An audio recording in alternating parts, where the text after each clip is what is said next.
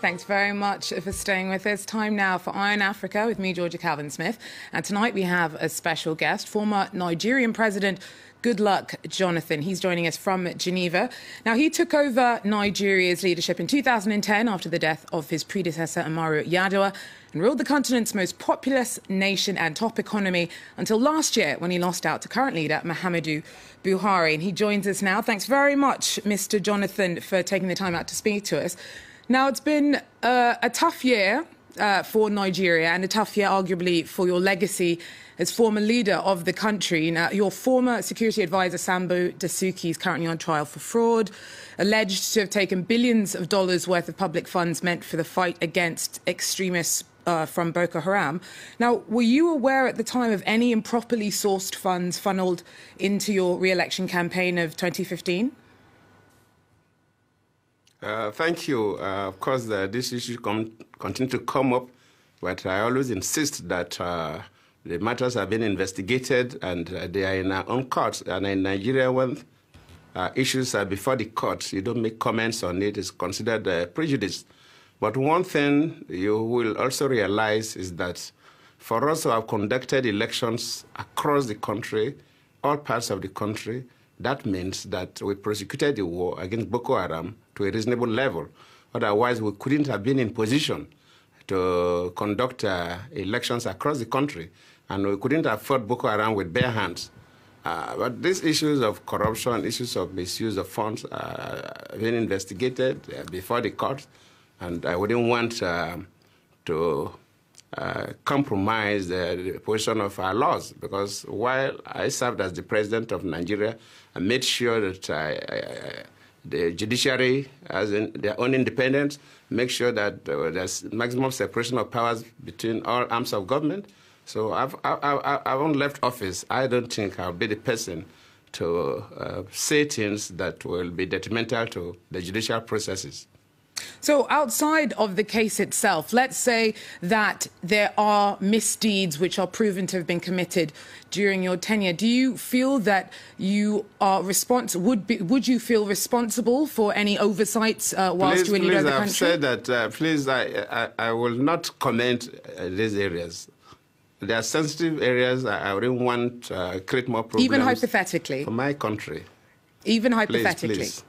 OK, well, Mr. Jonathan, over the last year, there has been arguably quite a lot of progress in the battle against Boko Haram extremists. Do you feel that the speed with which progress has been seen under Buhari risks tarnishing your legacy as leader at all? Well, I wouldn't want to make comments that will appear as if I'm having a debate with the serving president. I've served the country for 5 years as a president, 3 years as a vice president. I've tried my best, and I will encourage the government to continue. So how do you feel about progress made in the battle against Boko Haram since you left last year? I cannot comment about what is happening now. It would not be proper as a former president to start making comments, positive comments or negative comments. But I can tell you that when Boko Haram started in Nigeria, we had no terror experience. We never experienced terror before. Yes, we had armed robbery and other common crimes. But terrorists are people that are not afraid to die. So you need a different mechanism to confront terrorists. You need superior technology so that you'll be able to stop them even before they attack. So we never had the equipment. But when we were confronted, we started acquiring. And before I left office, we have built reasonable capacity. And I believe with what we left behind, and of course with what the new government will also acquire, they will be able to prosecute this terror war to a reasonable conclusion. So you feel confident that you laid the groundwork for the progress that we have seen since Buhari came into office? Pardon, I didn't get what you want. So do you feel confident that the efforts that you made to tackle Boko Haram whilst you were president of Nigeria laid the groundwork? Okay, yes, of course. Of course, you know that, of course, the new government is working hard, and I believe they are still using the equipment we procured. I still believe, because of course the budget is still being debated, no new equipment have been bought. So even what the new government is using to prosecute the war against Boko Haram, are those equipment were procured. And I believe that with what we left behind and the new ones they will acquire, this issue of Boko Haram will be taken to a logical conclusion. Now, you were actually praised for the way that you accepted defeat by Buhari last year. Were you surprised at the surprise that there was so much surprise at the smoothness of your concession in last year's elections? Well, I want the stability of my country, where the interest of Nigeria is superior to any individual interest. Well, that's very noble of you. How have you spent the last year? You clearly must have been following progress on all fronts of Nigeria. There's been a lot of economic turbulence. What's your take on perhaps some of the options that should be taken by the country to stop the fall of the worth of the naira? Well, I think I have left office, and as a Nigerian, I'm also interested in the future development of the country. And I believe the government is trying. I've done my best, and I don't really want to make comments on what is going on in the country. I don't think it's proper for me to do so. So what would you feel comfortable commenting on? Why are you in Geneva? I'm in Geneva because a particular organization which actually invited me to come while serving as the president, but I was unable to. But even after I finished serving, because of the circumstances of the election, because I ensured that there was peaceful transition, they were quite pleased, and they said that they wanted to honor me. So I just came to Geneva for that. In fact, I'm going back tomorrow through Frankfurt. What are some of the biggest changes that you've seen under Buhari? I don't think it's proper for you to drag me to...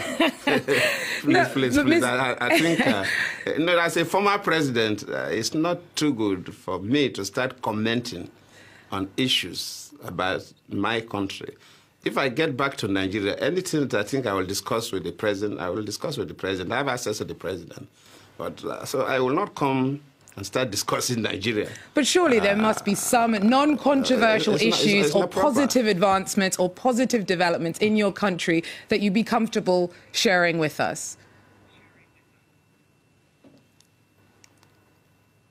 One clear thing is about Nigeria that you would all appreciate is that we are institutionalizing democracy. And I believe with a stable government, quite a number of things that people look at it as grey will soon be a thing of the past. Most societies pass through this phase of development. Most societies, even the developed society, we've read the history of almost all nations, and every nation passed through different stages. And God willing, Nigeria will soon stabilize, and we are progressing very well. So now, since you've left your PDP party is taking a bit of a battering, do you think that it has suffered under Buhari at all? Well, the PDP will definitely we have some minor issues, but it's expected. We are in power for 16 years, and when we lost the presidency, definitely we'll have some kind of leadership problem, because when you have a president, everybody looks up to the president.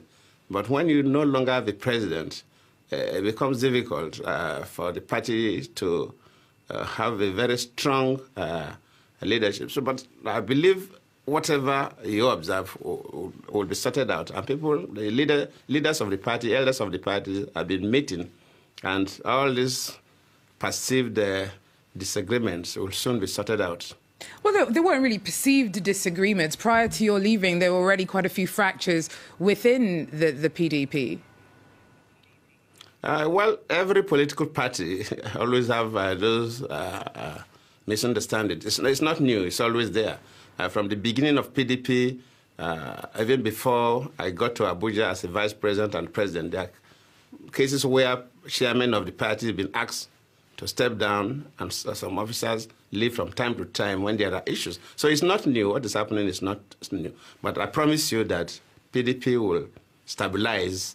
In fact, by March this year, we are going in for our conventions to elect officers at the lowest level of the wards, through the local governments, through the states, through the zones.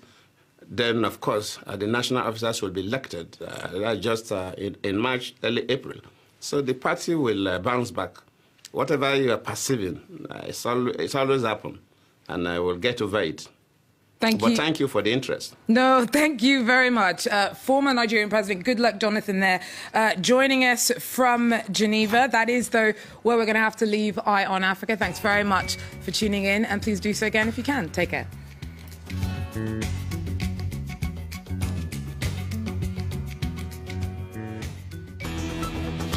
Revisited. Misrata, Fukushima, Banda Aceh, Grozny. France 24 returned to the cities that made the headlines.